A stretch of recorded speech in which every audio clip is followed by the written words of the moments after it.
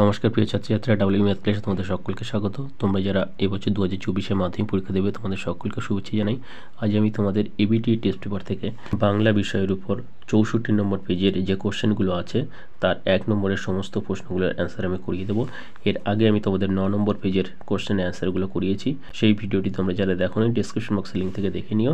এছাড়া আমার অন্যান্য সাবজেক্টের সমস্ত ভিডিওর প্লেলিস্ট ডেসক্রিপশন বক্সে দেওয়া আছে, সেখান থেকে অন্যান্য ভিডিওগুলো তোমরা দেখে নিতে পারো। তো চলো দেখো, পেজ নম্বর 64 এর 1 দাগের প্রথম যে কোশ্চেনটা আছে, এমনভাবে পাগল হওয়া কি তার সাজে, নদের চাঁদ পাগল হয়েছিল কিসের জন্য? নদীর জন্য। এখানে কয়েকটা অ্যান্সার হয়ে যাবে।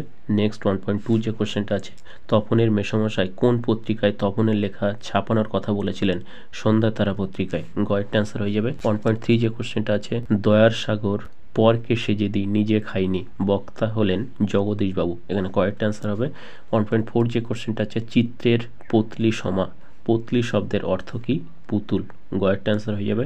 1.5 যে কোশ্চেনটা আছে, ত্রস্ত জটায় দেখা যায় যে বর্ণ, সেটি হলো পিঙ্গল বর্ণ। এখানে কয়েকটা অ্যান্সার হবে। 1.6 যে কোশ্চেনটা আছে, এলো এরা লোহার হাত কড়ি নিয়ে, ওরা কারা? বিদেশি শাসকদের কথা বলা হয়েছে। এখানে কয়েকটা অ্যান্সার হবে। 1.7 যে কোশ্চেনটা আছে, যাদের জন্য বিজ্ঞান বিষয়ক বাংলা গ্রন্থে লেখা হয় তাদের প্রথম শ্রেণীটি ইংরেজি জানে না বা অতি অল্প জানে। এখানে কয়েকটা অ্যান্সার হবে। 1.8 যে কোশ্চেনটা আছে, পালকের কলমকে ইংরেজিতে বলে কুইল। এখানে কয়েকটা অ্যান্সার হয়ে যাবে। নেক্সট 1.9 যে কোশ্চেনটা আছে, অভিধা যে অর্থ প্রকাশ করে সেটি হলো আভিধানিক। এখানে কয়েকটা অ্যান্সার হয়ে যাবে। 1.10 যে কোশ্চেনটা আছে, ক্রিয়াপদ ও কর্ম একই ধাতু থেকে নিষ্পন্ন হলে সেটি হয় সমধাতুজ কর্ম। এখানে কয়েকটা অ্যান্সার হবে। 1.11 যে কোশ্চেনটা আছে, বেলা যে বয়ে গেল জলকে চল, জলকে কোন কারক?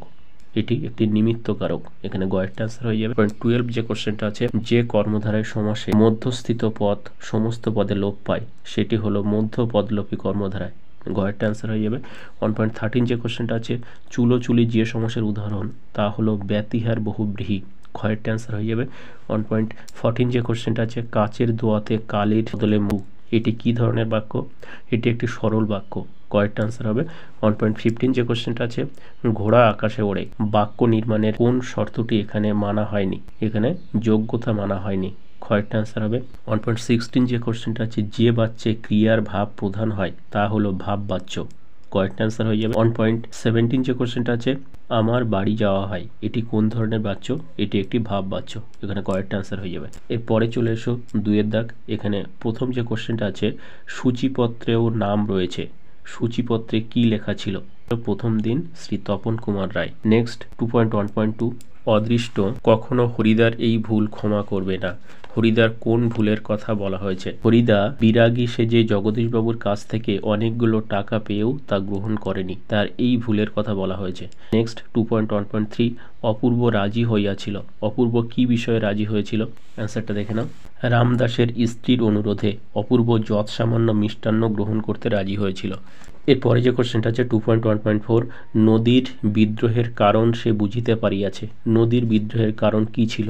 অ্যান্সারটা দেখো, নদের চাঁদ অনুভব করে নদীর ওপারে মানুষের তৈরি করা ব্রিজ ও বাঁধ দেওয়ার কারণেই নদী যেন বিদ্রোহী হয়ে উঠেছে।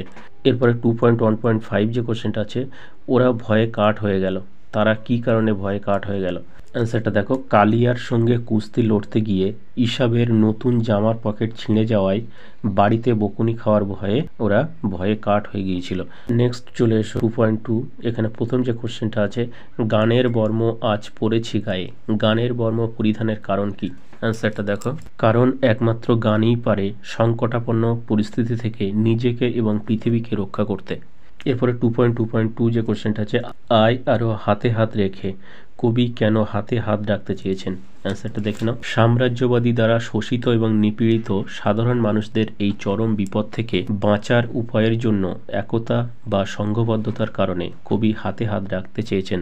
পরে যে কোশ্চেনটা আছে 2.2.3, বিস্মিত হইল বালা, বালাটি কে? এখানে বালা হলেন সমুদ্র নৃপতি কন্যা পদ্মা। নেক্সট 2.2.4, নিভৃত অবকাশে তুমি, নিভৃত অবকাশে আফ্রিকা কি করেছিল? অ্যান্সারটা দেখো, নিভৃত অবকাশে সে দুর্গমের রহস্য সংগ্রহ করেছিল এবং চিনে নিচ্ছিল জলস্থল ও আকাশের দুর্বোধ্য সংকেত। এরপরে যে কোশ্চেনটা আছে 2.2.5 বিদায় এবে দেহ বিধুমুখী, বিধুমুখীর কাছে কেন বিদায় চেয়েছেন? অ্যান্সারটা দেখে নাও। মেঘনাদ রামচন্দ্রকে বধ করার জন্য লঙ্কায় ফিরে যাচ্ছিল, সেই জন্য তার প্রিয়তমা স্ত্রী প্রমীলার কাছে বিদায় চেয়েছিল। নেক্সট চলে এসো 2.3। এখানে প্রথম যে কোশ্চেনটা আছে, আমাদের আলংকারিক গুণ শব্দের ত্রিবিধ কথা বলেছেন। শব্দের ত্রিবিধ কথা কি? অ্যান্সারটা দেখে নাও। প্রাচীন ভারতীয় আলংকারিক গুণ অভিধা, লক্ষণ এবং ব্যঞ্জনা শব্দের এই ত্রিবিধ কথা বলেছেন। এরপরে যে কোশ্চেনটা আছে, স্টাইলাস কি? অ্যান্সারটা দেখো। ব্রোঞ্জের শলাকার পোশাকি নাম হলো স্টাইলাস। নেক্সট যে কোশ্চেনটা আছে 2.3.3 বৈজ্ঞানিক প্রবন্ধের ভাষা কেমন হওয়া উচিত? অ্যান্সারটা দেখে নাও। বৈজ্ঞানিক প্রবন্ধের ভাষা অত্যন্ত সরল ও স্পষ্ট হওয়া উচিত। নেক্সট 2.3.4 এই নেশা পেয়েছি আমি শরৎদার কাছ থেকে, কোন নেশার কথা বলা হয়েছে? এখানে ফাউন্টেন পেন সংগ্রহের নেশার কথা বলা হয়েছে। এরপরে চলে এসো 2.4। এখানে প্রথম যে কোশ্চেনটা আছে, অকারক কাকে বলে?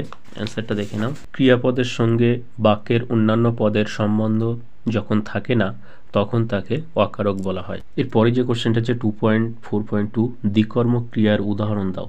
দ্বিকর্মক ক্রিয়ার একটি উদাহরণ হলো শিক্ষক ছাত্রকে ব্যাকরণ পড়াচ্ছেন। নেক্সট 2.4.3 সমাস শব্দের অর্থ কি? সমাস শব্দের অর্থ সংক্ষেপ।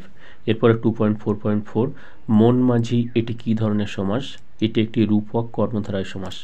নেক্সট 2.4.5 নিত্য সমাস কাকে বলে? অ্যান্সারটা দেখি। যে সমাসের ব্যাস বাক্য হয় না কিংবা ব্যাস বাক্য করতে গেলে অন্য পদের সাহায্য নিতে হয় তাকে নিত্য সমাস বলে। এরপরে যে কোশ্চেনটা আছে 2.4.6 বাবুটির স্বাস্থ্য গেছে কিন্তু শখ 16 আনায় বজায় আছে।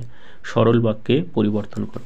বাবুটির স্বাস্থ্য গেলেও শখ 16 আনায় বজায় আছে। 2.4.7 সরল ও যৌগিক বাক্যের একটি পার্থক্য লেখো।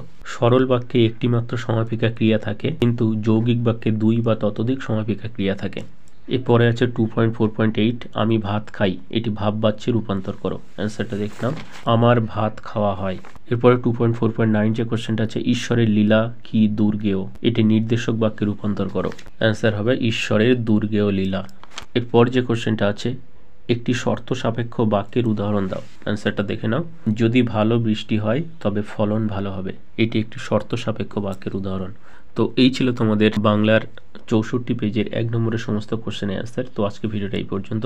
ভিডিওটা ভালো লাগলে একটা লাইক করো এবং আগের সমস্ত ভিডিওগুলো তোমরা যারা দেখোনি ডেসক্রিপশন বক্সে দেওয়া প্লেলিস্ট থেকে দেখে নিও। আর পরের সমস্ত ভিডিও পাওয়ার জন্য চ্যানেলটা সাবস্ক্রাইব করে পাশের বেল আইকন প্রেস করে আর বন্ধুদের কাছে ভিডিওগুলো বেশি বেশি করে শেয়ার করো। Thank you for watching.